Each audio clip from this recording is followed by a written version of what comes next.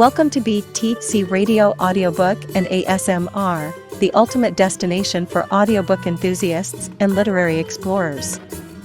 If you're someone who finds solace in the symphony of words, if you yearn to get lost in captivating tales spun by master storytellers, then you've just discovered your haven.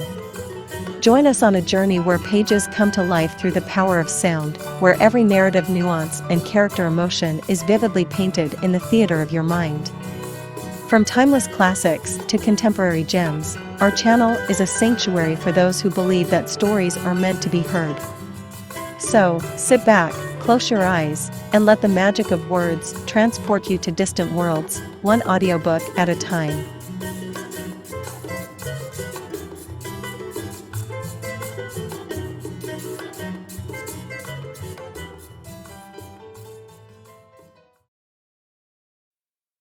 You are listening to continuation of The Secret of Chimneys by British writer Agatha Christie, first published in the UK by the Bodley Head in June 1925, and in the US by Dodd Mead and Company later in the same year.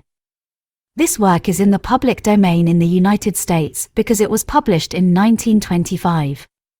The longest living author of this work died in 1976, so this work is in the public domain in countries and areas where the copyright term is the author's life plus 46 years or less. This work may be in the public domain in countries and areas with longer native copyright terms that apply the rule of the shorter term to foreign works. The Secret of Chimneys by Agatha Christie, Part 5. Disc 5. He strolled across the park in an unusually thoughtful mood. He purposely chose to approach the house from the same direction as that from which he had come on the fateful Thursday night. And as he drew near to it, he looked up at the windows, cudgelling his brains to make sure of the one where he had seen the light. Was he quite sure that it was the second from the end? And in doing so, he made a discovery. There was an angle at the corner of the house in which was a window set farther back. Standing on one spot, you counted this window as the first, and the first one built out over the council chamber as the second. But move a few yards to the right, and the part built out over the council chamber appeared to be the end of the house. The first window was invisible, and the two windows of the rooms over the council chamber would have appeared the first and second from the end. Where exactly had he been standing when he had seen the light flash up? Antony found the question very hard to determine. A matter of a yard or so made all the difference. But one point was made abundantly clear. It was quite possible that he had been mistaken in describing the light as occurring in the second room from the end. It might equally well have been the third. Now, who occupied the third room? Antony was determined to find that out as soon as possible. Fortune favoured him. In the hall, Treadwell had just set the massive silver urn in its place on the tea-tray. Nobody else was there. "Hello, Treadwell," said Antony. "I wanted to ask you something. Who has the third room from the end on the west side? Over the council chamber, I mean." Treadwell reflected for a minute or two. "That would be the American gentleman's room, sir. Mr. Fish." "Oh, is it? Thank you." "Not at all, sir." Treadwell prepared to depart, then paused. The desire to be the first to impart news makes even pontifical butlers human. "Perhaps you have heard, sir, of what occurred last night." "Not a word," said Antony. "What did occur last night?" "An attempted robbery, sir." "Not really. Was anything taken?" "No, sir. The thieves were dismantling the suits of armour in the council chamber when they were surprised and forced to flee. Unfortunately, they got clear away." "That's very extraordinary," said Antony. "The council chamber again. Did they break in that way?" "It is supposed, sir, that they forced the window." Satisfied with the interest his information had aroused, Treadwell resumed his retreat, but brought up short with a dignified apology. "I beg your pardon, sir. I didn't hear you come in, and didn't know you were standing just behind me." Mr. Isaac Stein, who had been the victim of the impact, waved his hand in a friendly fashion. No harm done, my good fellow. I assure you, no harm done. Treadwell retired, looking contemptuous, and Isaac Stein came forward and dropped into an easy chair. "Hello, Cade. So you're back again. Been hearing all about last night's little show?" "Yes," said Anthony. "Rather an exciting weekend, isn't it?" "I should imagine that last night was the work of local men," said Isaac Stein. "It seems a clumsy, amateurish affair." "Is there anyone about here who collects armour?" asked Anthony. "It seems a curious thing to select." "Very curious," agreed Mr. Isaac Stein.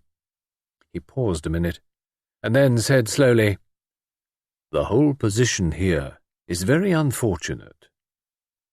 There was something almost menacing in his tone. "I don't quite understand," said Anthony. "Why are we all being kept here in this way? The inquest was over yesterday. The prince's body will be removed to London, where it is being given out that he died of a heart failure. And still nobody is allowed to leave the house. Mr. Lomax knows no more than I do. He refers me to Superintendent Battle." "Superintendent Battle has something up his sleeve," said Anthony thoughtfully, "and it seems the essence of his plan that nobody should leave. But excuse me, Mr. Cade. You have been away, with a string tied to my leg. I've no doubt that I was shadowed the whole time. I shouldn't have been given a chance of disposing of the revolver or anything of that kind." "Ah, the revolver," said Isaac Stein thoughtfully.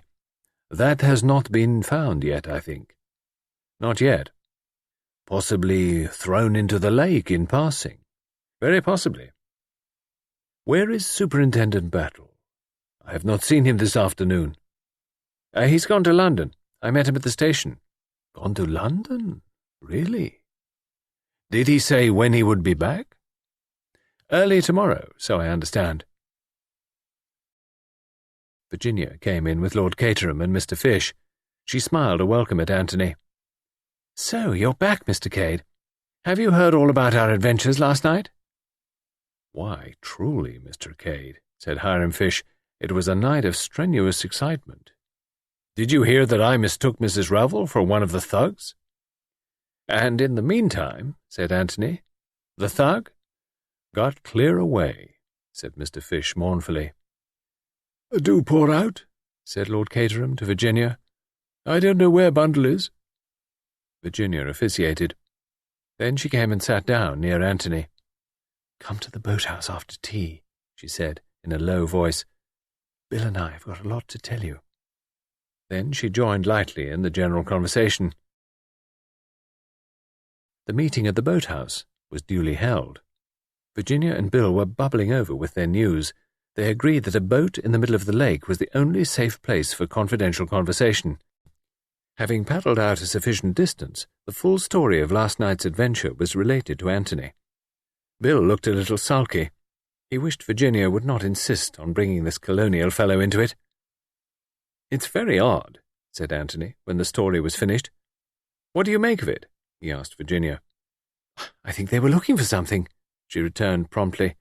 "The burglar idea is absurd." "They thought the something, whatever it was, might be concealed in the suits of armour, that's clear enough. But why tap on the panelling? That looks more as though they were looking for a secret staircase or something of that kind." "There's a priest's hole at Chimneys, I know," said Virginia. "And I believe there's a secret staircase as well. Lord Caterham would tell us all about it. What I want to know is, what can they have been looking for?" "It can't be the memoirs," said Anthony. "They're a great bulky package. It must have been something small." "George knows, I expect," said Virginia. "I wonder whether I could get it out of him. All along I felt there was something behind all this." "You say there was only one man," pursued Anthony, "but that there might possibly be another, as you thought you heard someone going towards the door as you sprang to the window." "The sound was very slight," said Virginia. "It might have been just my imagination." "Well, that's quite possible.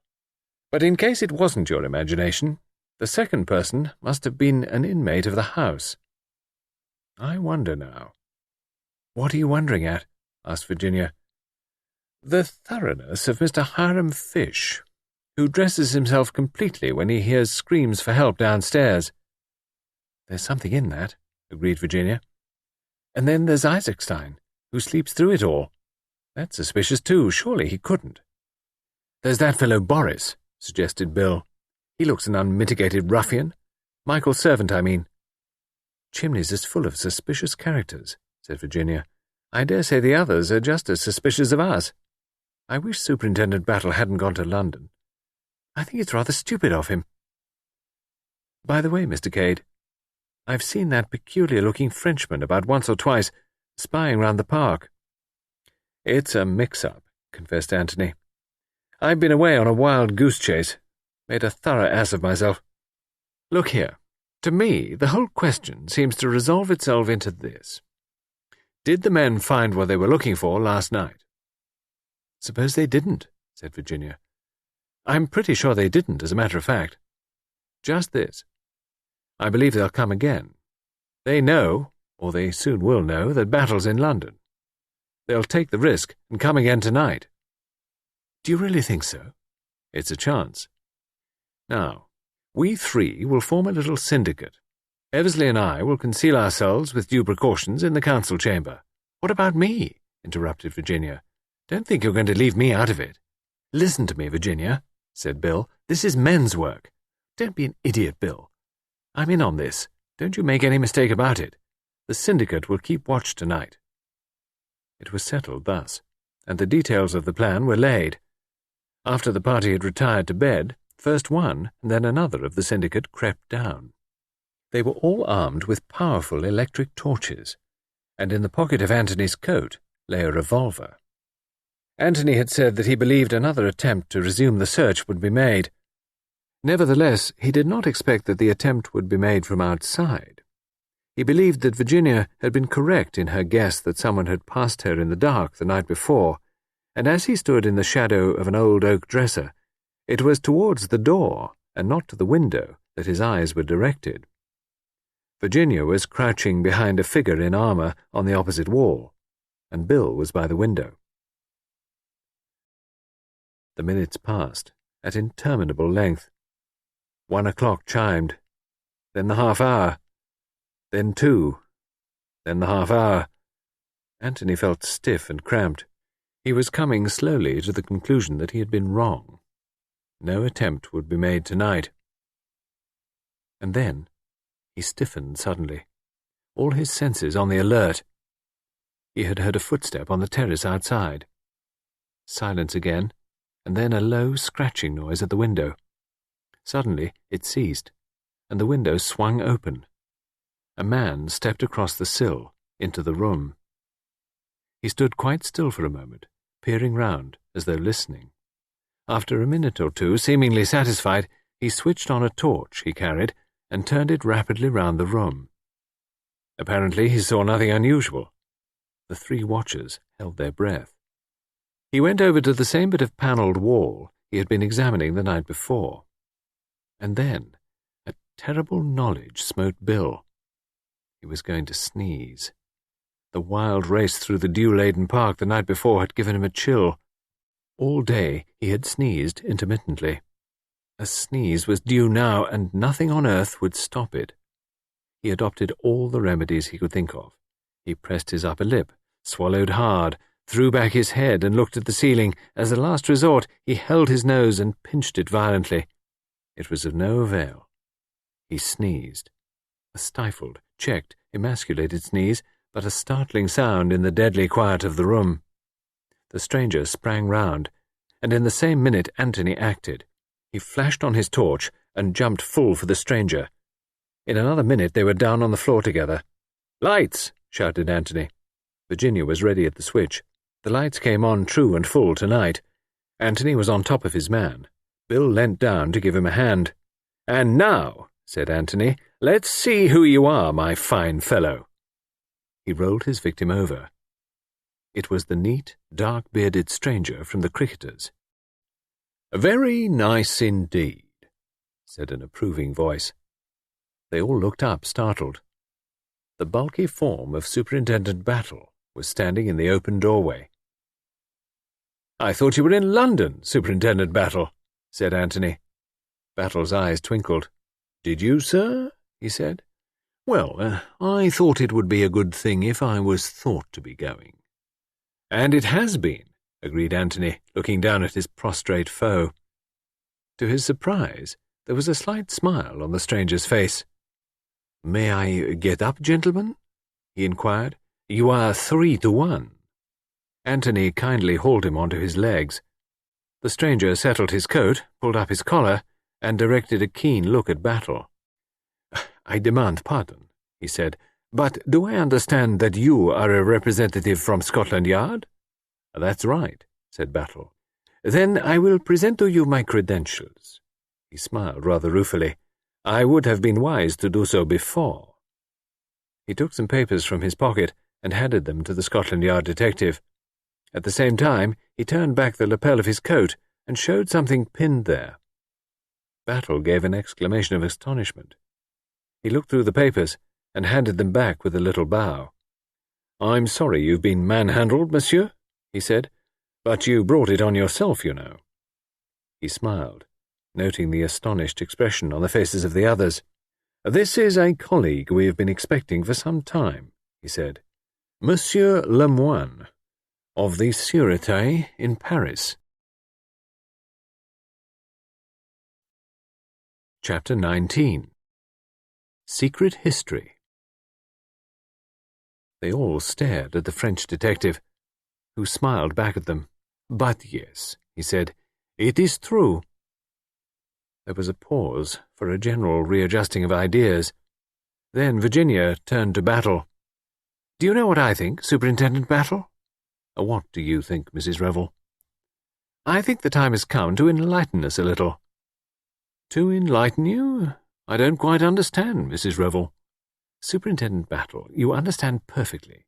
I dare say Mr. Lomax has hedged you about with recommendations of secrecy, George would, but surely it's better to tell us than have us stumbling on the secret all by ourselves, and perhaps doing untold harm. Monsieur Lemoine, don't you agree with me?" "Madame, I agree with you entirely." "You can't go on keeping things dark forever," said Battle. "I've told Mr. Lomax so. Mr. Eversley is Mr. Lomax's secretary. There's no objection to his knowing what there is to know. As for Mr. Cade, he's been brought into the thing willy-nilly, and I consider he's a right to know where he stands. But, Battle paused. "I know," said Virginia. "Women are so indiscreet. I've often heard George say so." Lemoine had been studying Virginia attentively. Now he turned to the Scotland Yard man. "Did I hear you just now address Madame by the name of Revel?" "That is my name," said Virginia. "Your husband was in the diplomatic service, was he not? And you were with him in Czechoslovakia just before the assassination of the late King and Queen?" "Yes." Lemoine turned again. "I think Madame has a right to hear the story. She is indirectly concerned. Moreover," his eyes twinkled a little, "Madame's reputation for discretion stands very high in diplomatic circles." "I'm glad they give me a good character," said Virginia, laughing. "And I'm glad I'm not going to be left out of it."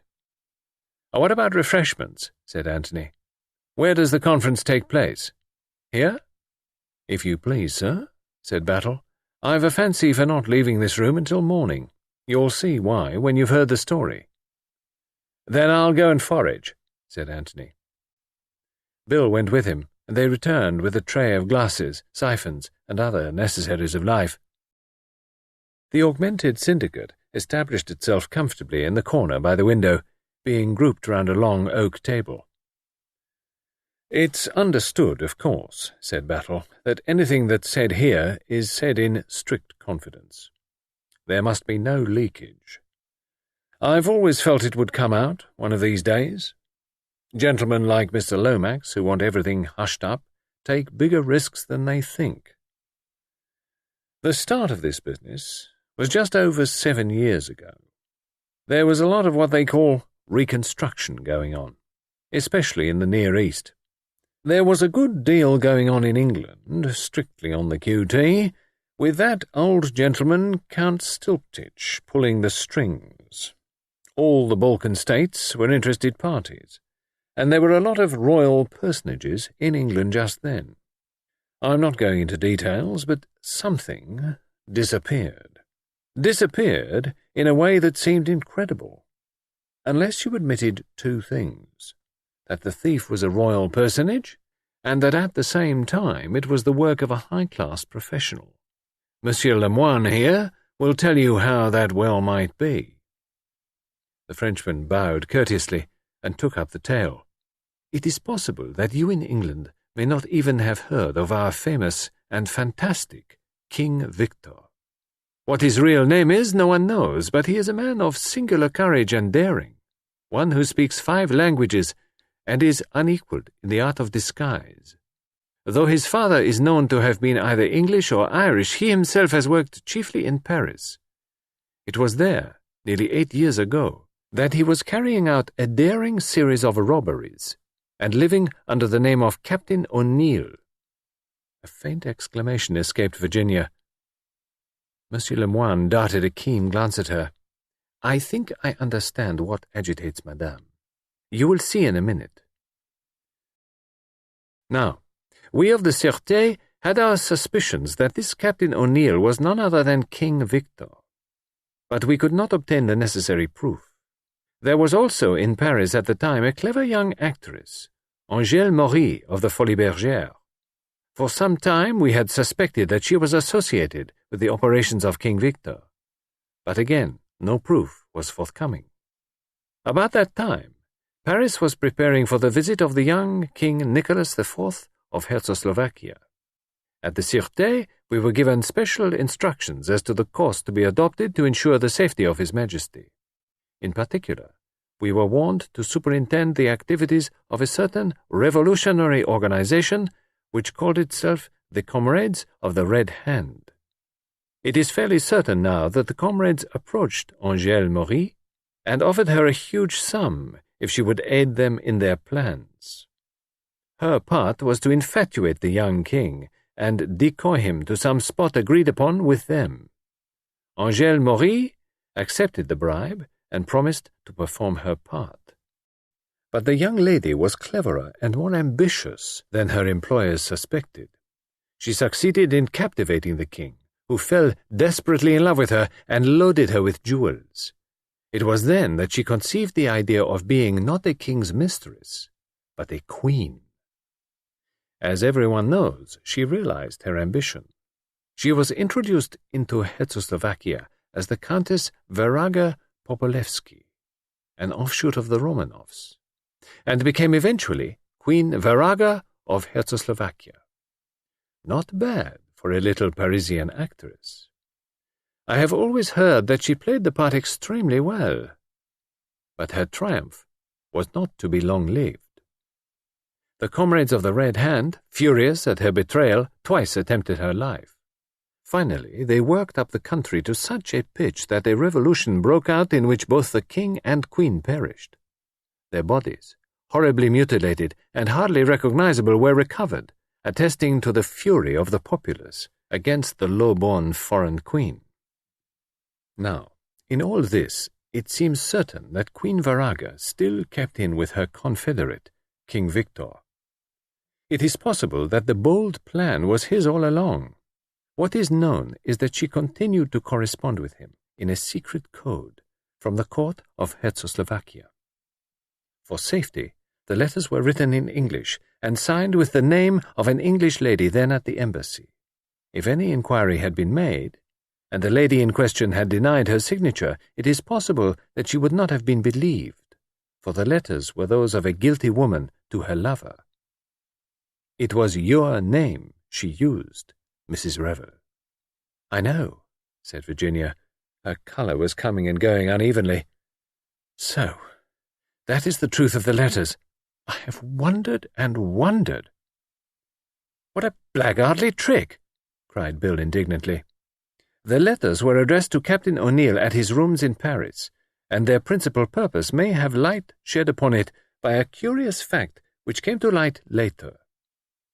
After the assassination of the king and queen, many of the crown jewels which had fallen, of course, into the hands of the mob, found their way to Paris, and it was discovered that in 9 cases out of 10 the principal stones had been replaced by paste.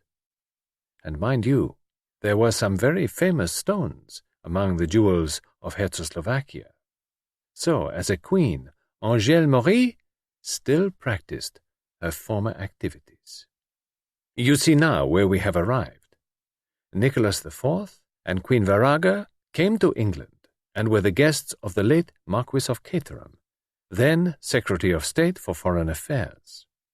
Czechoslovakia is a small country, but it could not be left out. Queen Varaga was necessarily received, and there we have a royal personage and at the same time an expert thief.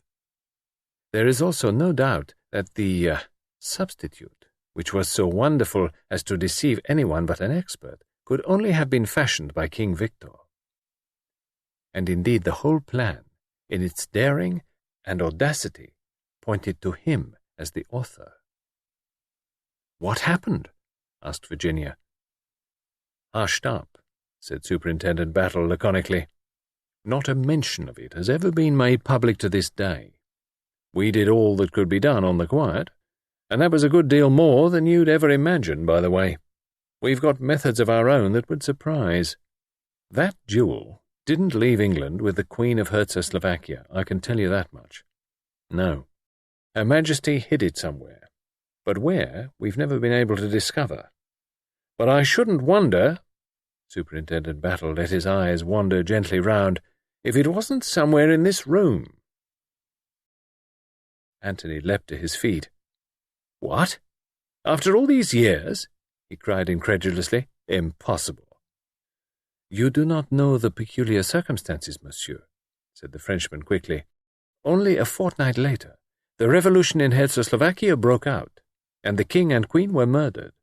Also, Captain O'Neill was arrested in Paris and sentenced on a minor charge. We hoped to find the packet of code letters in his house, but it appears that they had been stolen by some Czechoslovakian go-between. The man turned up in Czechoslovakia just before the revolution, and then disappeared completely." "He probably went abroad," said Anthony thoughtfully. "To Africa, as likely as not, and you bet he hung on to that packet. It was as good as a gold mine to him. It's odd how things come about. They probably called him Dutch Pedro, or something like that out there." He caught Superintendent Battle's expressionless glance bent upon him, and smiled. "It's not really clairvoyance, Battle," he said, "though it sounds like it. I'll tell you presently." "There is one thing that you have not explained," said Virginia. "Where does this link up with the memoirs? There must be a link, surely." "Madame is very quick," said Lemoine approvingly. "Yes, there is a link. Count Stilptich was also staying at Chimneys at the time." "So that he might have known about it?" "Parfaitement." "And of course," said Battle, "if he's blurted it out in his precious memoirs, the fat will be in the fire, especially after the way the whole thing was hushed up." Anthony lit a cigarette. "There's no possibility of there being a clue in the memoirs as to where the stone was hidden?" he asked. "Very unlikely," said Battle decisively. "He was never in with the Queen. Opposed the marriage tooth and nail.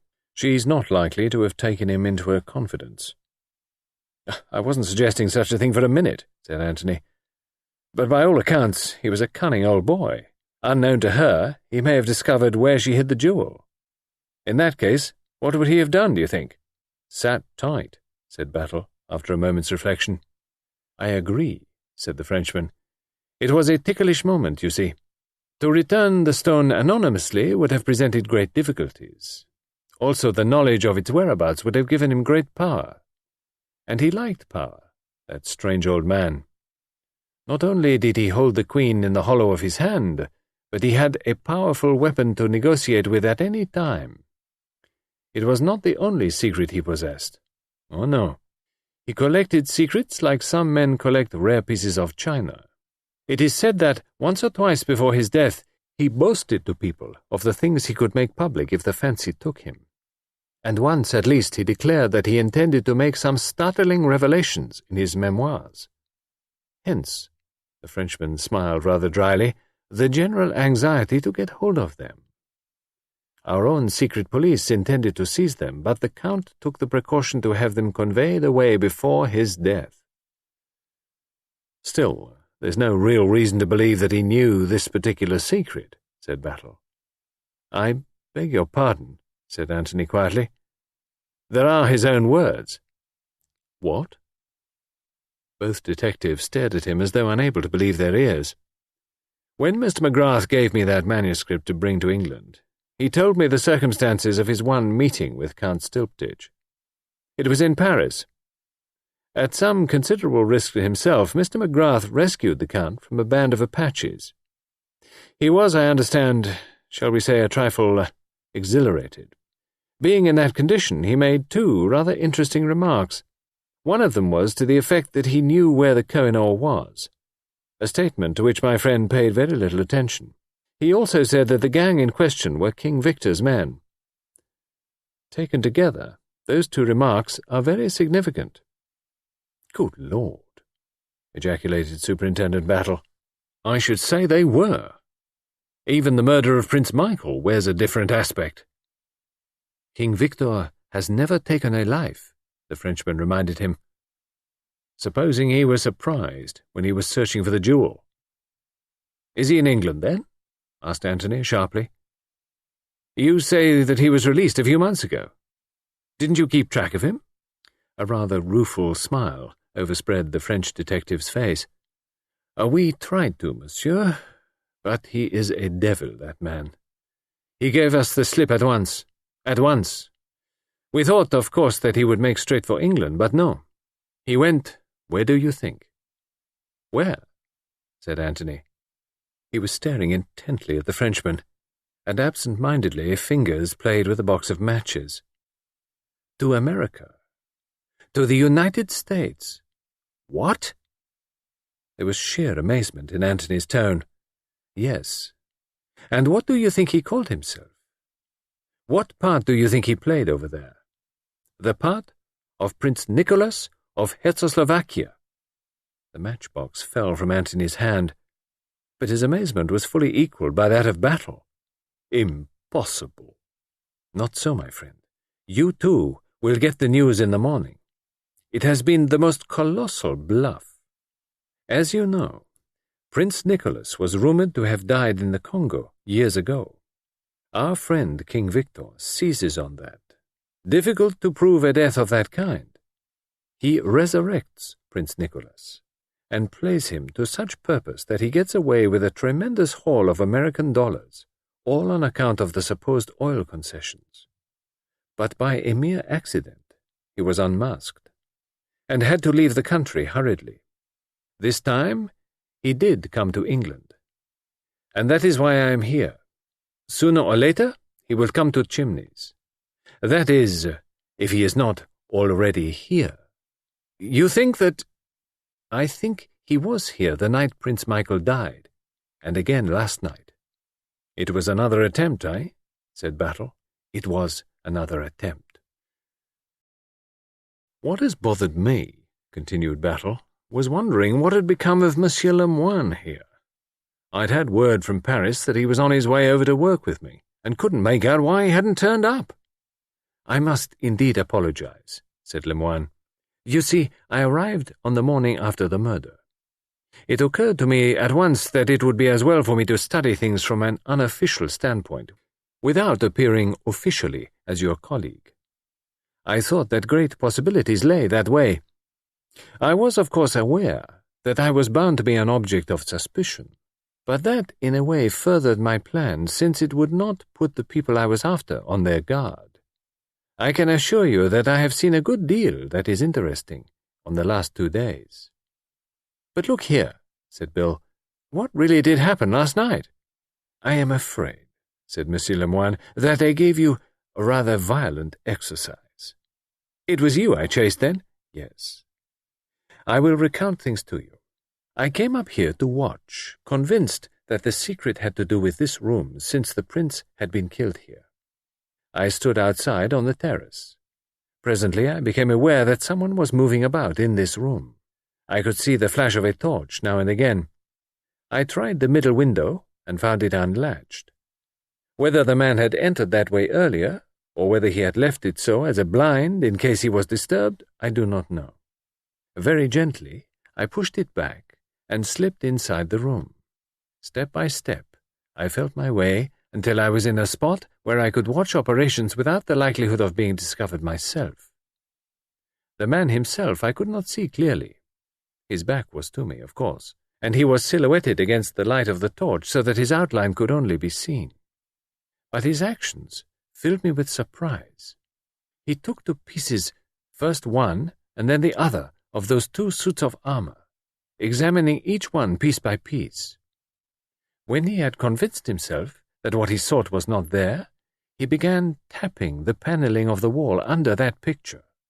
What he would have done next, I do not know. The interruption came. You burst in. He looked at Bill. Our well-meant interference was really rather a pity, said Virginia thoughtfully. In a sense, madame, it was. The man switched out his torch, and I, who had no wish as yet to be forced to reveal my identity, sprang for the window. I collided with the other 2 in the dark and fell headlong. I sprang up and out through the window. Mr. Eversley, taking me for his assailant, followed. I followed you first, said Virginia. Bill was only second in the race, and the other fellow had the sense to stay still and sneak out through the door. I wonder he didn't beat the rescuing crowd. That would present no difficulties, said Lemoine. He would be a rescuer in advance of the rest, that is all. Do you really think this King Victor fellow is actually among the household now? Asked Bill, his eyes sparkling. Why not? Said Lemoine. He could pass perfectly as a servant. For all we may know, he may be Boris Anchukov, the trusted servant of the late Prince Michael. He's an odd-looking bloke, agreed Bill. But Antony was smiling. That's hardly worthy of you, Monsieur Lemoine, he said gently. The Frenchman smiled too. You've taken him on as your valet now, haven't you, Mr. Cade?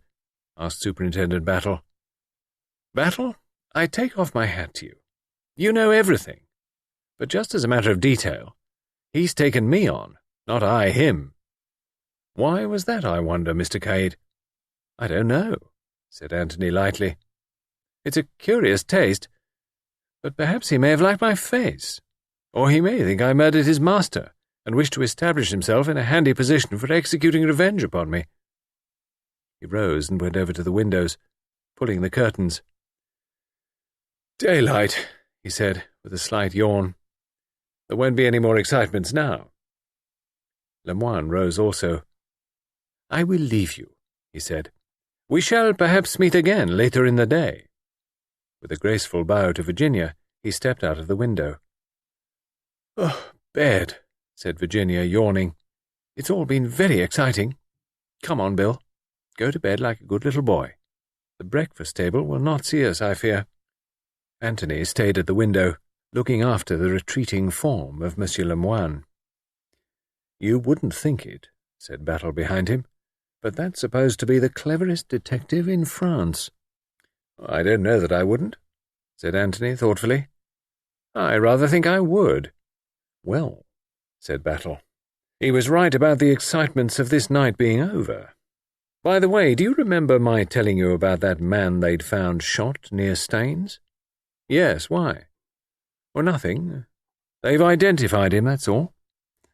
It seems he was called Giuseppe Manueli. He was a waiter at the Blitz in London. Curious, isn't it? Chapter 20. Battle and Antony confer. Antony said nothing. He continued to stare out of the window. Superintendent Battle looked for some time at his motionless back. Well, good night, sir, he said at last, and moved to the door. Antony stirred. Wait a minute, Battle. The superintendent halted obediently. Antony left the window. He drew out a cigarette from his case and lighted it. Then, between 2 puffs of smoke, he said, You seem very interested in this business at Staines. Well, I wouldn't go as far as that, sir. It's unusual, that's all. Do you think the man was shot where he was found? Or do you think he was killed elsewhere, and the body brought to that particular spot afterwards? I think he was shot somewhere else, and the body brought there in a car. I think so too, said Antony. Something in the emphasis of his tone made the detective look up sharply. "Any ideas of your own, sir? Do you know who brought him there?" "Yes," said Anthony. "I did." He was a little annoyed at the absolutely unruffled calm preserved by the other. "I must say you take these shocks very well, Battle," he remarked. "Never display emotion. That was a rule that was given to me once, and I found it very useful." "You live up to it, certainly," said Anthony. "I can't say I've ever seen you ruffled." "Well, do you want to hear the whole story?" "If you please, Mr. Cade." Anthony pulled up two of the chairs. Both men sat down, and Anthony recounted the events of the preceding Thursday night. Battle listened immovably. There was a far-off twinkle in his eyes as Anthony finished. "You know, sir," he said, "you'll get into trouble one of these days." "Then, for the second time, I'm not to be taken into custody." "We always like to give a man plenty of rope," said Superintendent Battle. "Very delicately put," said Anthony, without unduly stressing the end of the proverb. "What I can't make out, sir," said Battle, "is why you decided to come across with this now." "It's rather difficult to explain," said Anthony. "You see, Battle, I've come to have really a very high opinion of your abilities. When the moment comes, you're always there. Look at tonight. And it occurred to me that in withholding this knowledge of mine, I was seriously cramping your style. You deserve to have access to all the facts. I've done what I could, and up to now I've made a mess of things. Until tonight, I couldn't speak for Mrs. Revell's sake, but now that those letters have been definitely proved to have nothing whatever to do with her, any idea of her complicity becomes absurd. Perhaps I advised her badly in the first place, but it struck me that her statement of having paid this man money to suppress the letters simply as a whim might take a bit of believing. It might by a jury, agreed Battle. Juries never have any imagination. But you accept it quite easily, said Anthony, looking curiously at him. Well, you see, Mr. Cade, most of my work has lain amongst these people, what they call the upper classes, I mean. You see, the majority of people are always wondering what their neighbours will think. But tramps and aristocrats don't. They just do the first thing that comes into their heads, and they don't bother to think what anyone else thinks of them. I'm not meaning just the idle rich, the people who give big parties and so on. I mean those that have had it born and bred in them for generations, that nobody else's opinion counts but their own. I've always found the upper classes the same. Fearless, truthful, and sometimes extraordinarily foolish. This is a very interesting lecture, Battle. I suppose you'll be writing your reminiscences one of these days. They ought to be worth reading, too. The detective acknowledged the suggestion with a smile, but said nothing. I'd like rather to ask you one question, continued Anthony. Did you connect me at all with the Staines affair? I fancied from your manner that you did. Quite right. I had a hunch that way, but nothing definite to go upon. Your manner was very good, if I may say so, Mr. Cade. You never overdid the carelessness. I'm glad of that, said Anthony. I've a feeling that ever since I met you, you've been laying little traps for me. On the whole, I've managed to avoid falling into them, but the strain has been acute. Battle smiled grimly. That's how you get a crook in the end, sir. Keep him on the run, to and fro, turning and twisting.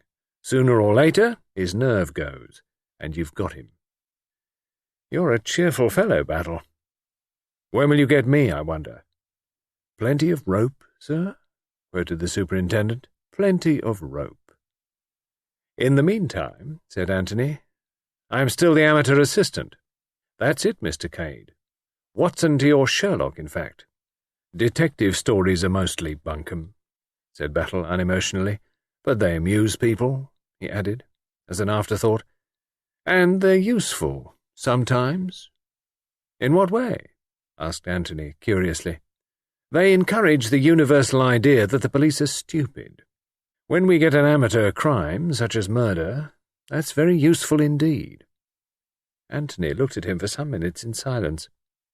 Battle sat quite still, blinking now and then with no expression whatsoever on his square, placid face. Presently he rose. Not much good going to bed now, he observed.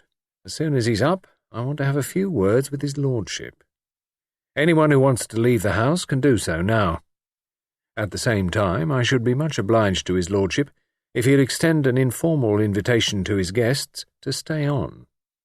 You'll accept it, sir, if you please, and Mrs. Revel also. Have you ever found the revolver? Asked Anthony suddenly. Oh, you mean the one Prince Michael was shot with? No, I haven't. Yet it must be in the house or grounds. I'll take a hint from you, Mr. Cade, and send some boys up birds nesting. If I could get hold of the revolver, we might get forward a bit. That and the bundle of letters. You say that a letter with the heading Chimneys was amongst them. Depend upon it. That was the last one written. The instructions for finding the diamond are written in code in that letter. What's your theory for the killing of Giuseppe? Asked Anthony. I should say he was a regular thief, and that he was got hold of either by King Victor or by the comrades of the Red Hand, and employed by them. I shouldn't wonder at all if the comrades and King Victor aren't working together. The organisation has plenty of money and power, but it isn't very strong in brain. Giuseppe's task was to steal the memoirs. They couldn't have known that you had the letters. It's a very odd coincidence that you should have, by the way. I know, said Anthony. It's amazing when you come to think of it. Giuseppe gets hold of the letters instead, is at first vastly chagrined, then sees the cutting from the paper, and has the brilliant idea of turning them to account on his own by blackmailing the lady. He has, of course, no idea of their real significance. The comrades find out what he is doing, believe that he is deliberately double-crossing them, and decree his death. They're very fond of executing traitors. It has a picturesque element which seems to appeal to them. What I can't quite make out is the revolver with Virginia engraved upon it. There's too much finesse about that for the comrades. As a rule, they enjoy plastering their red hand sign about in order to strike terror into other would-be traitors. No, it looks to me as though King Victor had stepped in there.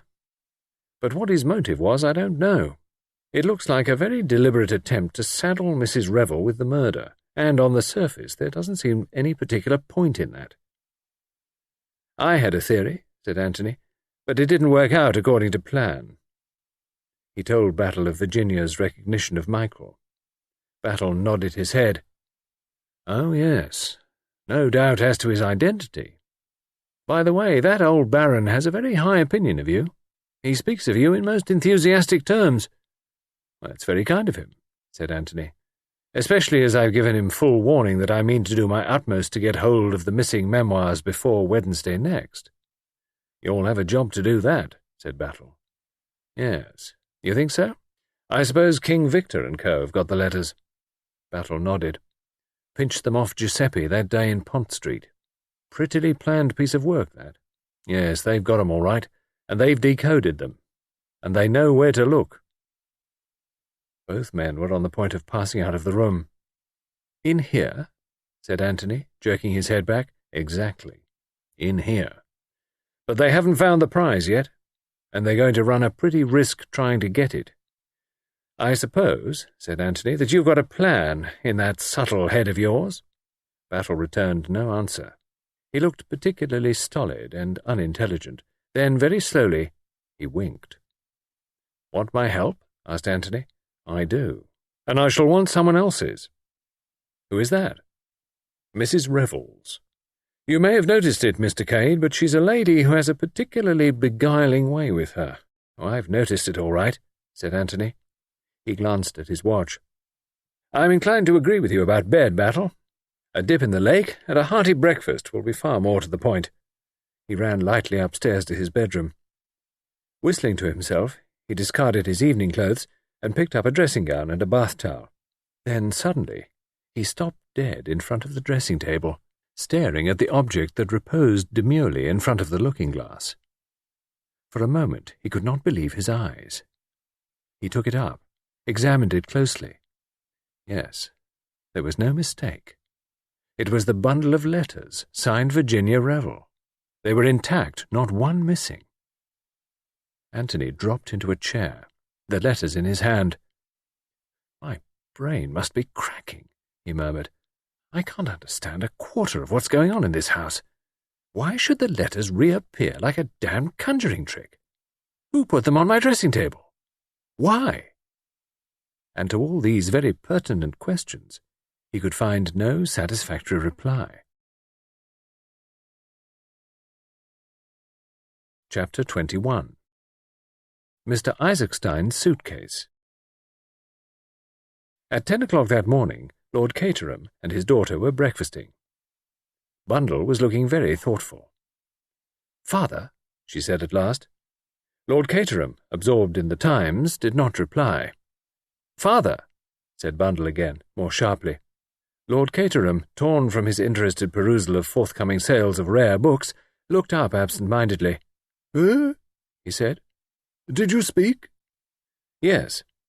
Who is it who's had breakfast?" She nodded towards a place that had evidently been occupied. The rest were all expectant. What's his name?"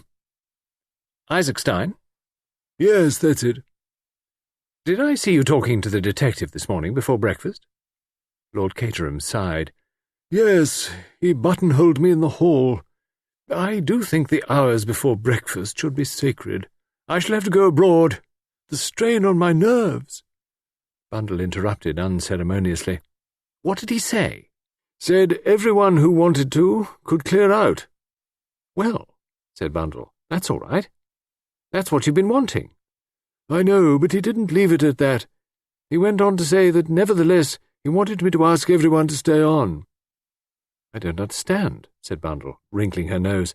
"So confusing and contradictory," complained Lord Caterham, "and before breakfast, too." "What did you say?" "Oh, I agreed, of course.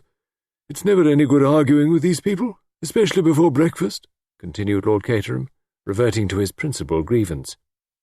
"Who have you asked so far?" "Cade. He was up very early this morning. He's going to stop on. I don't mind that.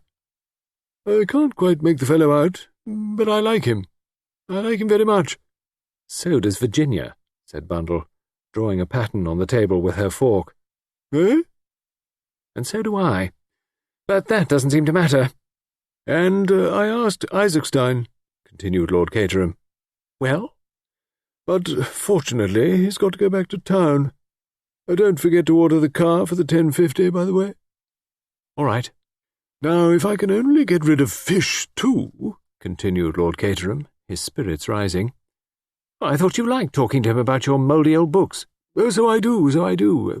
So I did, rather. But it gets monotonous when one finds that one is always doing all the talking. Fish is very interested, but he never volunteers any statements of his own." "Well, it's better than doing all the listening," said Bundle, "like one does with George Lomax." Lord Caterham shuddered at the remembrance. "George is all very well on platforms," said Bundle. "I've clapped him myself, though of course I know all the time that he's talking balderdash. And anyway, I'm a socialist." "I know, my dear, I know," said Lord Caterham hastily. "It's all right," said Bundle. "I'm not going to bring politics into the home. That's what George does, public speaking in private life. It ought to be abolished by Act of Parliament." "Quite so," said Lord Caterham. "What about Virginia?" asked Bundle. "Is she to be asked to stop on?" "Battle said everybody," says he firmly. "Have you asked her to be my stepma yet?" "I don't think it would be any good," said Lord Caterham mournfully, "although she did call me a darling last night. But that's the worst of these attractive young women with affectionate dispositions. They'll say anything, and they mean absolutely nothing by it." "No," agreed Bundle. "It would have been much more hopeful if she'd thrown a boot at you or tried to bite you." "You modern young people seem to have such unpleasant ideas about love-making," said Lord Caterham plaintively. "Well, it comes from reading The Sheik," said Bundle. "Desert love, throw her about, etc." "What is The Sheik?" asked Lord Caterham simply. "Is it a poem?" Bundle looked at him with commiserating pity. Then she rose and kissed the top of his head. "Dear old Daddy," she remarked, and sprang lightly out of the window. Lord Caterham went back to the sale-rooms.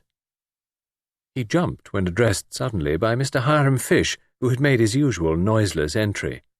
"Good morning, Lord Caterham." "Oh, "Good morning," said Lord Caterham. "Good morning. Nice day."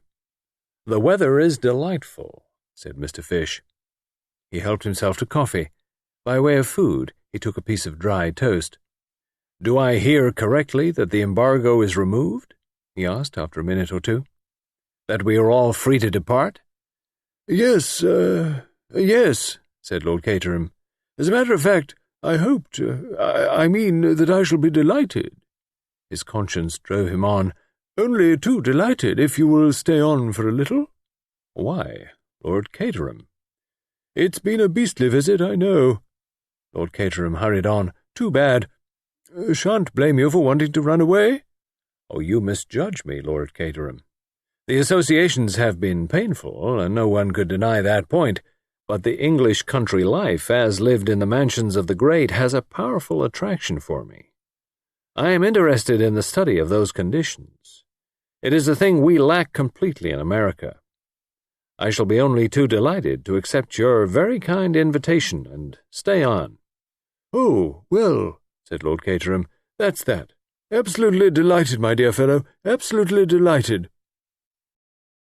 Spurning himself on to a false geniality of manner, Lord Caterham murmured something about having to see his bailiff, and escaped from the room. In the hall he saw Virginia, just descending the staircase. "Shall I take you into breakfast?" asked Lord Caterham tenderly. "I've had it in bed, thank you. I was frightfully sleepy this morning." She yawned.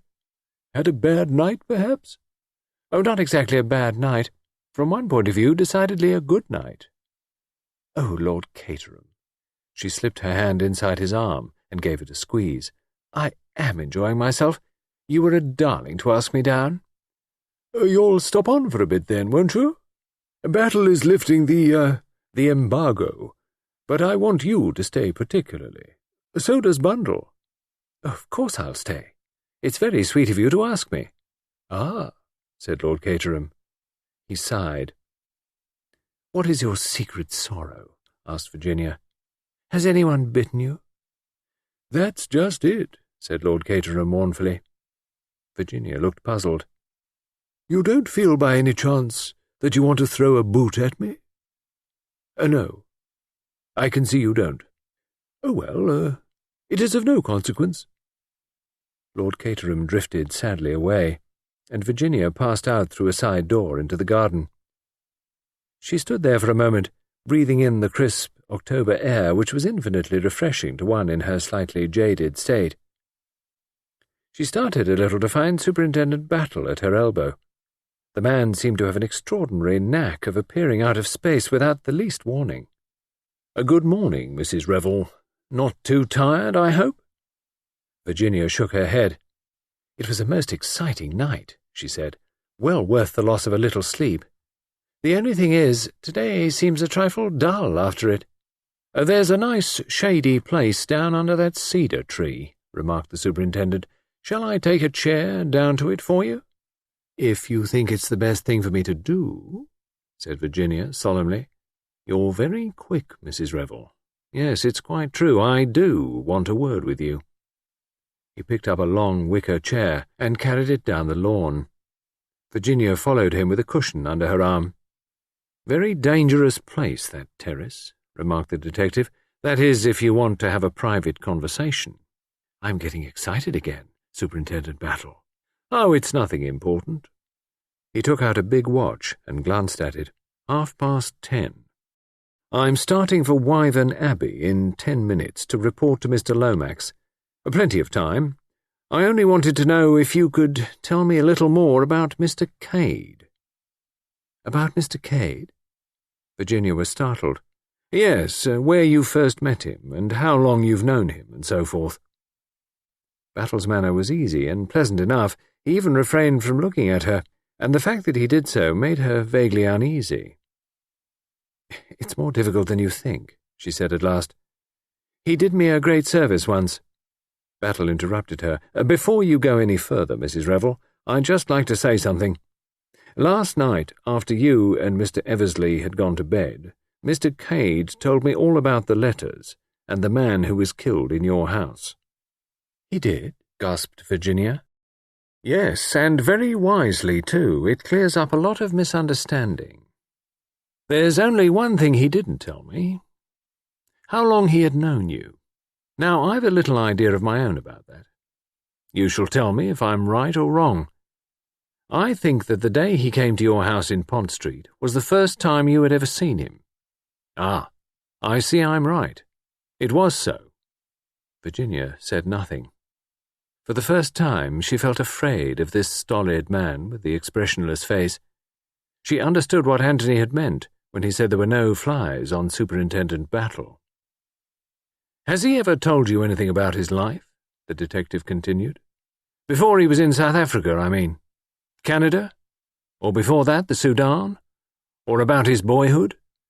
Virginia merely shook her head. And yet I'd bet he's got something worth telling. You can't mistake the face of a man who's led a life of daring and adventure. He could tell you some interesting tales if he cared to. If you want to know about his past life, why don't you cable to that friend of his, Mr. McGrath? Virginia asked. Oh, we have. But it seems he's up country somewhere. Still, there's no doubt Mr. Cade was in Bulawayo when he said he was. But I wondered what he'd been doing before he came to South Africa. He'd only had that job with Castles about a month. He took out his watch again. I must be off. The car will be waiting. Virginia watched him retreat to the house, but she did not move from her chair. She hoped that Anthony might appear and join her. Instead came Bill Eversley, with a prodigious yawn. "Thank God I've got the chance to speak to you at last, Virginia," he complained. "Well, speak to me very gently, Bill, darling, or I shall burst into tears." "Has someone been bullying you?" "Well, not exactly bullying me.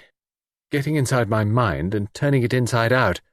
I feel as though I've been jumped on by an elephant." "Not Battle?" "Yes, Battle. He's a terrible man, really. Well, never mind Battle. I say, Virginia, I do love you so awfully." "Not this morning, Bill. I'm not strong enough. Anyway, I've always told you the best people don't propose before lunch." "Good Lord," said Bill. "I could propose to you before breakfast." Virginia shuddered. "Bill, be sensible and intelligent for a minute. I want to ask your advice. If you'd once make up your mind to it and say you'd marry me, you'd feel miles better, I'm sure. Happier, you know, and more settled down. Listen to me, Bill. Proposing to me is your idée fixe. All men propose when they're bored and can't think of anything to say. Remember my age and my widowed state, and go and make love to a pure young girl. My darling Virginia, oh, blast! There's that French idiot bearing down on us." It was indeed Monsieur Lemoine, black-bearded and correct of demeanour as ever. "Good morning, madame. You are not fatigued, I trust?" "Not in the least. That is excellent. Good morning, Mr. Eversley. How would it be if we promenaded ourselves a little, the three of us?" suggested the Frenchman. "How about it, Bill?" said Virginia. "Oh, all right," said the unwilling young gentleman by her side. He heaved himself up from the grass, and the three of them walked slowly along, Virginia between the two men. She was sensible at once of a strange undercurrent of excitement in the Frenchman, though she had no clue as to what caused it. Soon, with her usual skill, she was putting him at his ease, asking him questions, listening to his answers, and gradually drawing him out. Presently, he was telling them anecdotes of the famous King Victor. He talked well, albeit with a certain bitterness, as he described the various ways in which the Detective Bureau had been outwitted. But all the time, despite the real absorption of Lemoine in his own narrative, Virginia had a feeling that he had some other object in view. Moreover, she judged that Lemoine, under cover of his story, was deliberately striking out his own course across the park. They were not just strolling idly. He was deliberately guiding them in a certain direction. Suddenly, he broke off his story and looked round.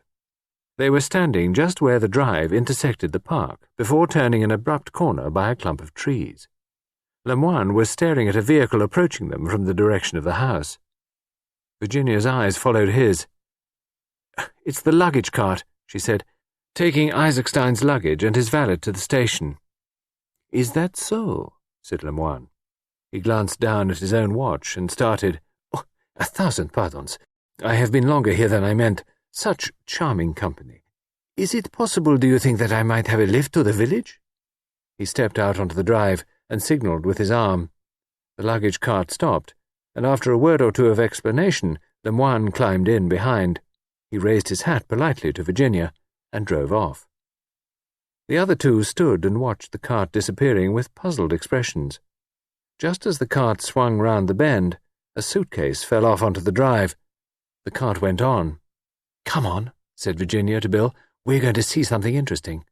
That suitcase was thrown out. "Nobody's noticed it," said Bill. They ran down the drive towards the fallen piece of luggage. Just as they reached it, Lemoine came round the corner of the bend on foot. He was hot from walking fast. "I was obliged to descend," he said pleasantly. "I found that I had left something behind." "This?" said Bill, indicating the suitcase. It was a handsome case of heavy pigskin, with the initials H.I. on it.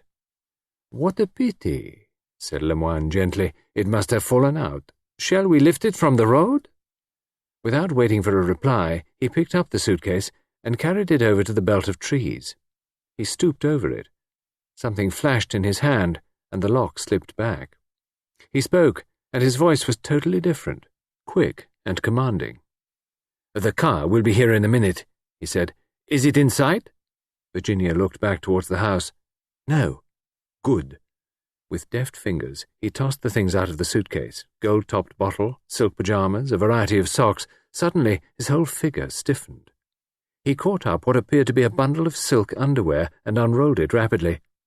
A slight exclamation broke from Bill. In the centre of the bundle was a heavy revolver. "I hear the horn," said Virginia. Like lightning, Lemoine repacked the case. The revolver he wrapped in a silk handkerchief of his own and slipped it into his pocket. He snapped the locks of the suitcase and turned quickly to Bill. "Take it. Madame will be with you. Stop the car and explain that it fell off the luggage cart. Do not mention me." Bill stepped quickly down to the drive, just as the big Lanchester limousine with Isaac Stein inside it came round the corner. The chauffeur slowed down, and Bill swung the suitcase up to him. "Fell off the luggage cart," he explained. "We happened to see it." He caught a momentary glimpse of a startled face as the financier stared at him, and then the car swept on again. They went back to Lemoine. He was standing with the revolver in his hand and a look of gloating satisfaction in his face. "A long shot," he said. "A very long shot. But it came off."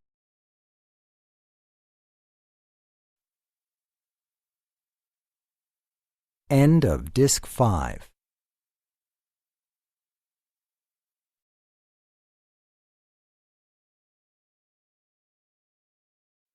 This is end of part 5. There are 7 parts of this audiobook. Please click on the link on the screen to listen to part 6 of 7.